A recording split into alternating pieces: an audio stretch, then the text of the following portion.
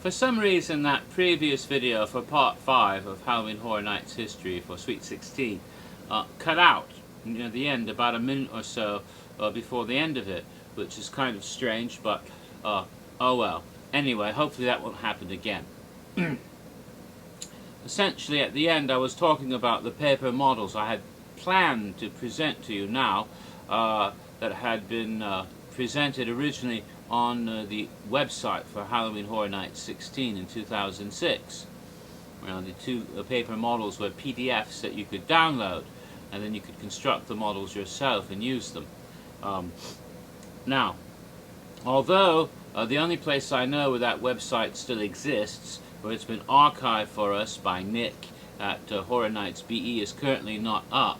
Nick, again, get your website back up. It's wonderful. Okay, another little shout out to Nick, and also to encourage him to do that so people can enjoy the archived websites. But if you, even if you can't get there and it doesn't come back up anytime soon, you can still download these PDFs yourself to construct them.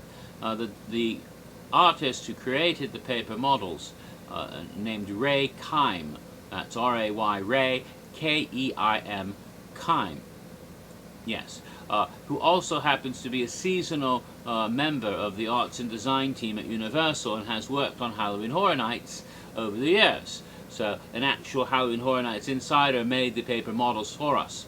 Yes, he has a website called Haunted Dimensions. So you can look that up at haunteddimensions.raycaine.com, I think. And look that up, and you'll find all sorts of wonderful paper models, including many wonderful creations from Disney's Haunted Mansion at various parks around the world. California, Florida, the Phantom Manor from Disneyland Paris, and others, and other fantastic creations, including those that he created as promotions for Halloween Horror Nights, beginning with these in 2006. And as I said, I had planned to have this already created for you, so I could just whip it up here and say, here's the facade of the Screamhouse, it looked like this, and you could actually see it. It'd be really cool.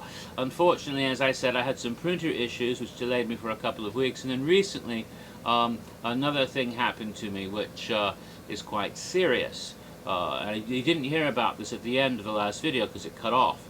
Essentially, a couple of days ago, I began having some problems with the vision in my left eye, and I managed to get an eye exam scheduled on a Saturday, amazingly enough, by going to LensCrafters of all places, and they found actually that I had torn the retina in my left eye, and so we were able to get a retinal specialist to come in on a weekend, and I met him at his office on a weekend, and he did emergency eye surgery on me with a laser, and was able to correct, at least to cauterize around the wound, around the tear, so that it would not end up, because as I was told, if it hadn't been caught this early and hadn't been done right away on the weekend, my retina could have detached within a couple of days. Perhaps, but if I waited till Monday, it would have been too late, and that could lead to blindness, and I could have lost my eye.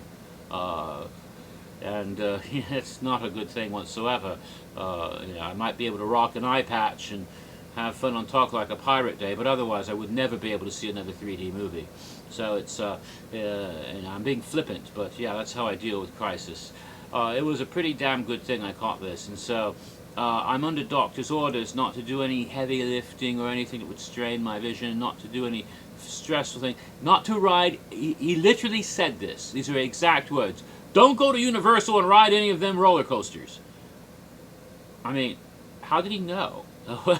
But yeah, so I can't. I'm going to have to wait, at least a couple of weeks before I go back on. I don't go on Rocket or Hulk, but I can't do. I can't even do. I can't do the Mummy, and I can't even do any of those Simpsons, Harry Potter, or anything else that is turbulent.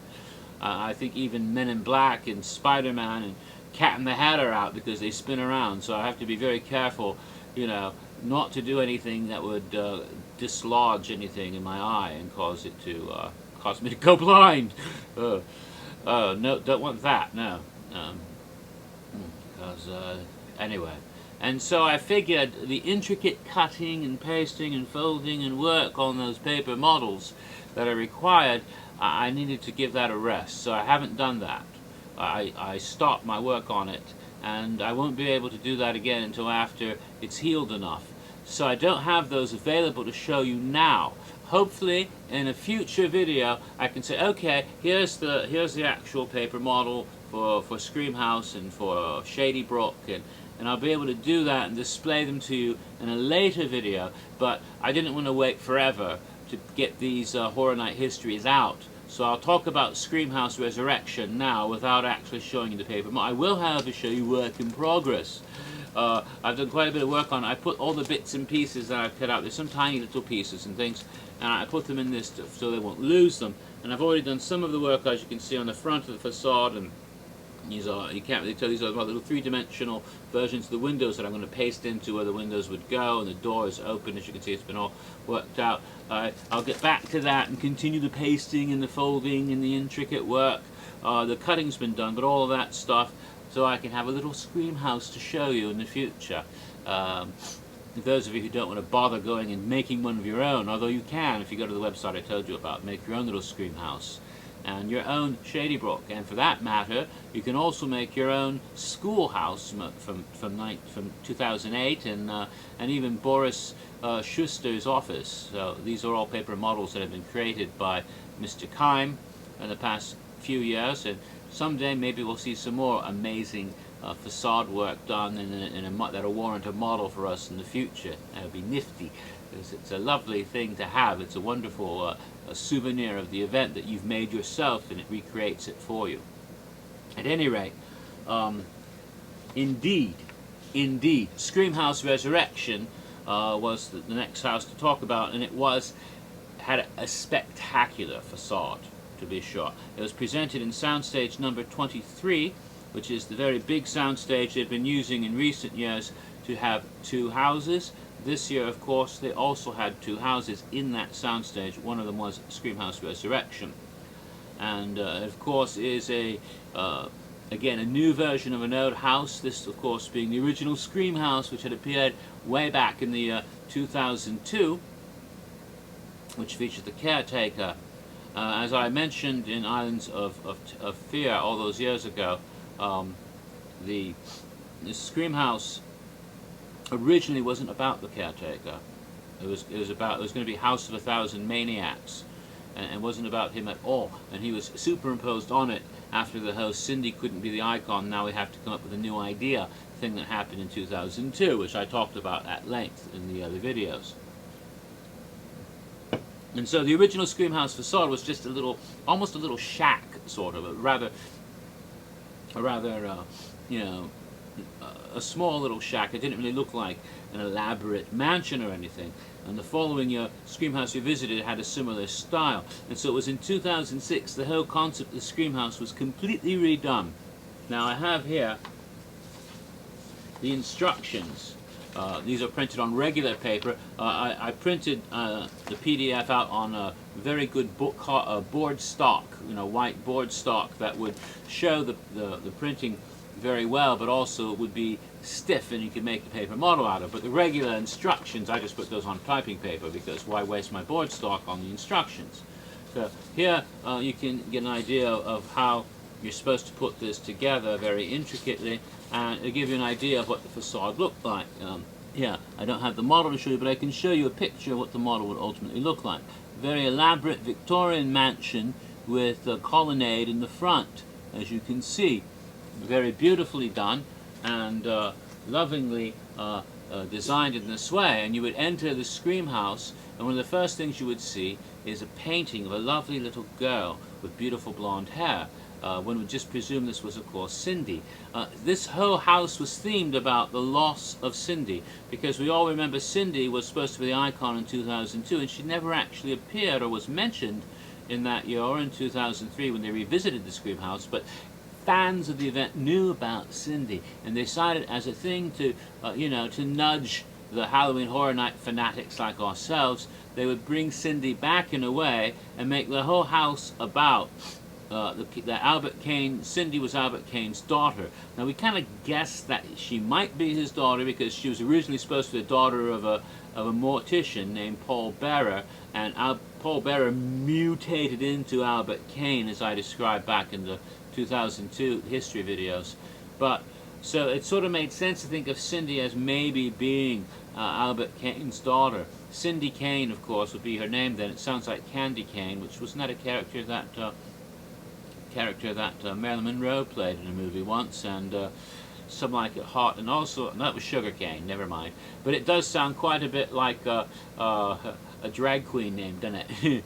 Anyway, Cindy Caine, now does she have a sister named Nova Caine? And the two of them can be the Caine sisters, or the Co-Caines. Sorry. I'm just being a dumbass today, sorry about that. Anyway, the idea is that Albert's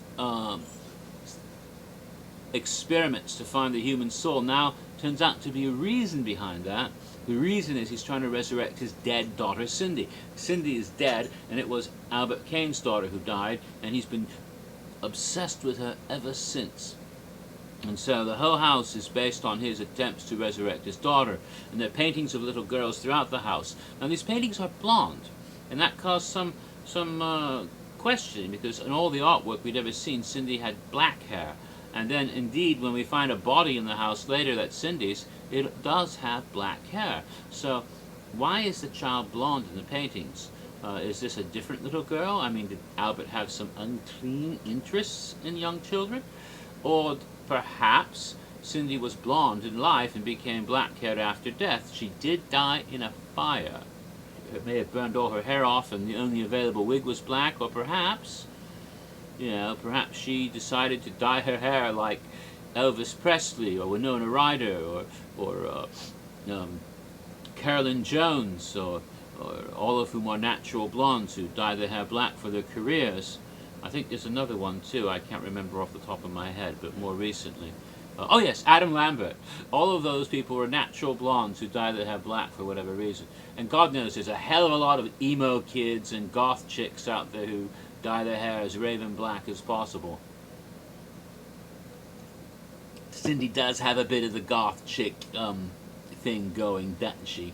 Except she's not fat. Ooh, that was rude. Sorry, didn't mean to offend any hefty goth girls out there. You know I love you all. Okay. Now, getting back to, but I can't help a good joke because I'm an evil bastard. Back to Cindy. So it did seem a bit incongruous, but yet those paintings clearly are meant to be Cindy. The other idea they had about this house, which was new, is that Dr. Caine now had a whole family of followers. They're actually called the followers. It's sort of like the Manson family in a way. They did shave their heads and they put X's on their forehead just like the Manson family, except these people worshipped Albert Caine and followed his cult, I suppose, in an attempt to resurrect his daughter Cindy. And for those who attended the event on the very first night, like me, and after the opening weekend, those cult members kept calling out, "Cindy! Has anyone seen Cindy? Where is Cindy?" Apparently, other guests who were not psychotic fans of the event, like myself and probably most of the viewers here, had no idea who they were talking about, were confused by it, and on outgoing surveys said, "Who the fuck is Cindy? Why are they talking about Cindy Brady? Who the hell?" And realized they were confusing those average, mundane, just go to have some good times and know nothing about it people, the ones who actually pay the bucks and keep the thing going every year. They told the characters to stop the Cindy stuff because it was confusing the guests. But it was still a pretty extreme, scary house. There were stairs going up as you went in. It was very beautiful. The whole house, inside and out, this elaborate Victorian mansion. And you didn't go up the stairs yourself, but Albert would be on the upper level, then he'd be down here, then he'd be back up again. He'd be everywhere chasing you around with his big snappy shears and other weapons to try to come after you, and all of his followers as well. So it was quite intense. Well, I've only described the one house, but I'm running out of time, and hopefully this won't cut off again, so I'm going to cut it short here till part 7 coming up next.